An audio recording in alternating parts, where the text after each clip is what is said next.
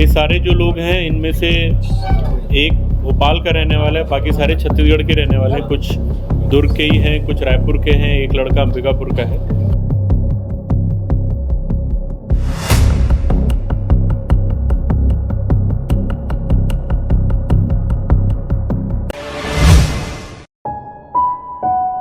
Mahadev app सट्टा का एक नया मॉड्यूल फिर से दुर्ग पुलिस के हिरासत में आया हुआ है। और कैसा मॉड्यूल था, कितने लोग पकड़ाए हैं, पूरी बात एसपी साहब है मेरे साथ में बातचीत के लिए दुर्ग जिले के, बताएंगे सर। महादेव ऐप के विरुद्ध लगातार हमारी कार्रवाई जारी है। आज की जो कार्रवाई है इसमें हम लोगों ने नागपुर से 7 लोगों को पकड़ा है। एक रायपुर से एक प्रमुख व्यक्ति हमको मिला है पंकज वर्मा नाम का। कुल मिला के 9 लोगों को हमने अरेस्ट किया है आज की कार्रवाई में, और इनके विरुद्ध ऑनलाइन गैम्बलिंग एक्ट की कार्रवाई की जा रही है। क्या क्या रिकवर हुआ है सर इन लोगों से? इनके कब्जे से हमको 2 लैपटॉप्स मिले हैं, 15 मोबाइल फ़ोन्स मिले हैं, काफ़ी सारे बैंक के डिटेल्स वगैरह मिले हैं, अकाउंट्स के डिटेल मिले हैं। उनके अकाउंट्स को भी फ्रीज़ करने की कार्रवाई की जा रही है और उन अकाउंट होल्डर्स के बारे में जानकारी ली जा रही है ताकि आगे की कार्रवाई की जा सके। क्या ये जो दुबई से जो कनेक्टिविटी बताई जा रही है सर, उसमें जो अकाउंट डिटेल्स जो आए हैं उसमें कितने लाख और कितने रुपयों का इनका लेन देन चलता था, क्या होता था? हाँ, बेसिकली कल ही रात में पूरी टीम यहाँ पहुँची है, तो हम लोग अकाउंट्स के डिटेल के लिए बैंक में हमने पत्राचार किया है।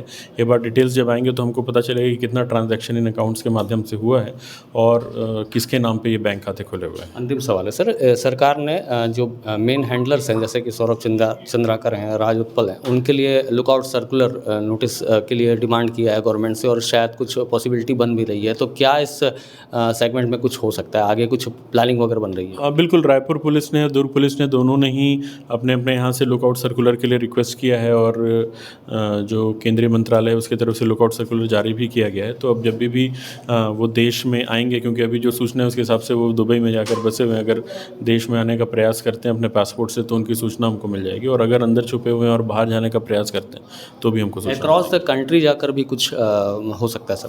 जैसी सूचना मिलेगी, अगर अक्रॉस द कंट्री, क्योंकि हम लोग कई सारे पैनल्स हैं जो कि अलग अलग राज्यों से पकड़ ही रहे हैं, तो अगर सूचना मिलती है अक्रॉस द कंट्री, क्योंकि वो केंद्रीय एजेंसीज फिर वहाँ पे उनका रोल आ जाता है, तो हम उनसे भी रिक्वेस्ट करेंगे जितना भी वो हमको सहयोग कर सकें। बट अभी हम लोगों का जो दायरा है उस दायरे तक हम लोग जाने का पूरा प्रयास कर रहे हैं। बात करने के लिए बहुत शुक्रिया सर। ये इस तरह से जो महादेव ऐप की जो मॉड्यूल है वो पकड़ा है, उसमें नाम बता देते हैं आपको कि साहिल कुरैशी हैं, आहिल खान है, आसिम खान है, सद्दाम खान है, खिलेंद्र देवांगन है, पंकज वर्मा है, विभांशु गजभिये हैं, साहिल चौरे, आकाश खोबरागड़े। इनमें से बहुत से लोग जो हैं दुर्ग के निवासी हैं, एक अंबिकापुर का निवासी और एक भोपाल का निवासी है।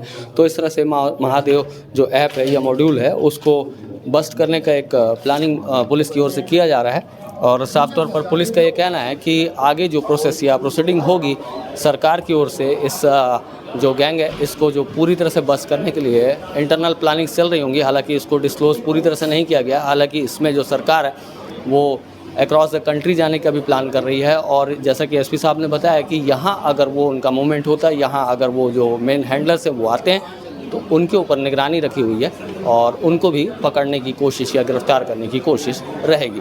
इस खबर में आगे और कुछ जो अपडेट आएंगी, जैसे कि एसपी साहब ने बताया कि जो अभी जो पासबुक बरामद हुए हैं उनसे कितने ट्रांजैक्शंस हुए हैं, कैसे कैसे ट्रांजैक्शन हुए थे, किनको किए गए हैं, उन विषयों की जाँच हो रही है। इस विषय में आगे कुछ अपडेट आती है आपको ज़रूर बताएंगे। जिला दुर्ग में लगातार महादेव ऐप जो अवैध रूप से संचालित हो रहा था उसके ऊपर कार्रवाई की जा रही है, और पहले भी हम लोगों ने काफ़ी कार्रवाई करके काफ़ी लोगों को हिरासत में लिया है, और जो पिछले जो हमारे जो भी अपराध हम लोगों ने दर्ज किए हैं उसमें जिनको भी पकड़ा है उनसे पूछताछ करके आगे भी जितने भी इनके फॉरवर्ड लिंकेजेस हैं उनकी भी पतासाजी की जा रही है। इसी कड़ी में हम लोगों ने पिछले महीने भिलाई 3 थाने में एक अपराध दर्ज किया था, जिसमें सद्दाम नाम के एक व्यक्ति का